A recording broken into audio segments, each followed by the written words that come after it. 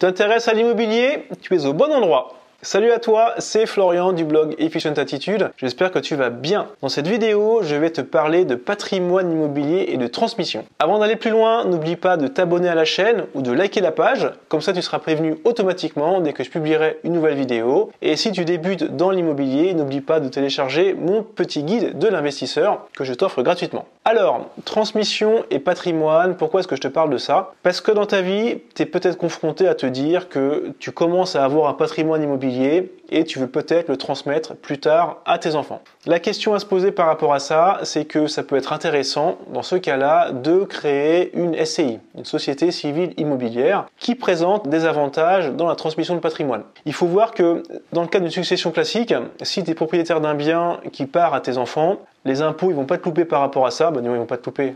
Désolé pour toi, je pense que toi tu seras plus là, mais tes enfants, ils vont pas être loupés, ils vont payer le prix fort par rapport aux frais de succession. Mais si tu t'organises bien, tu peux essayer d'optimiser un petit peu les choses. Je précise, je ne suis pas un expert du sujet, mais je te fais part de ce que j'ai découvert, ça peut peut-être t'intéresser. Ce que j'ai compris, c'est que justement, quand tu crées une SCI et tu achètes un bien immobilier à travers cette SCI, ce qui est intéressant déjà, c'est que quand ta SCI va être transmise à tes descendants, en fait, ce sont les parts de la SCI qui vont être transmises à tes descendants. Et donc, ces parts-là, il va falloir les valoriser, donc leur donner une valeur. Et ce qui se passe, c'est que souvent, les parts des SCI ne sont pas en rapport avec l'immeuble que va détenir la SCI.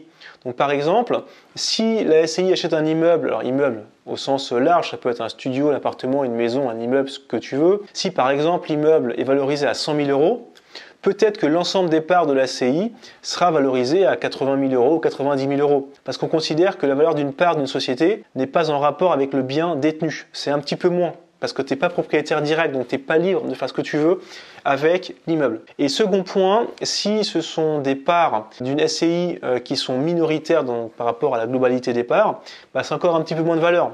Parce que si tu as des choix à faire dans la SCI, tu es minoritaire, donc tu n'as pas le pouvoir de décision, donc ça vaut un petit peu moins.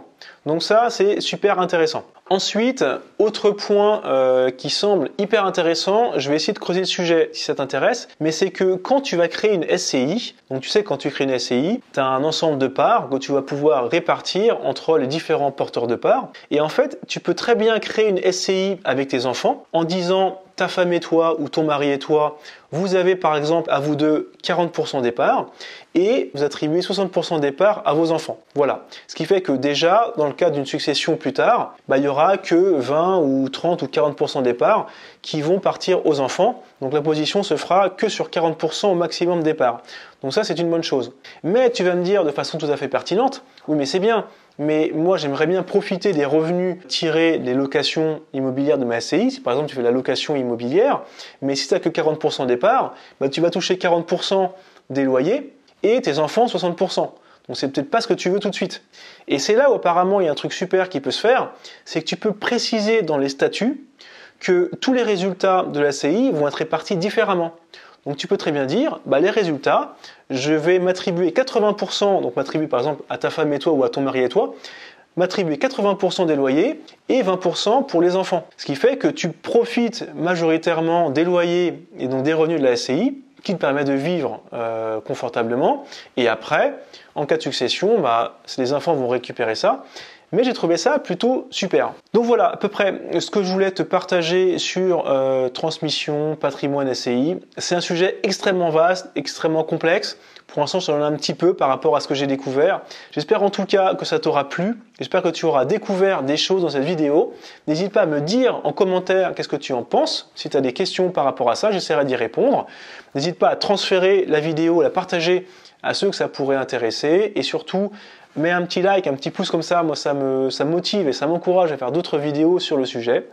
Et puis voilà, écoute, c'est la fin de cette vidéo. Moi, je te dis à très bientôt. Ciao!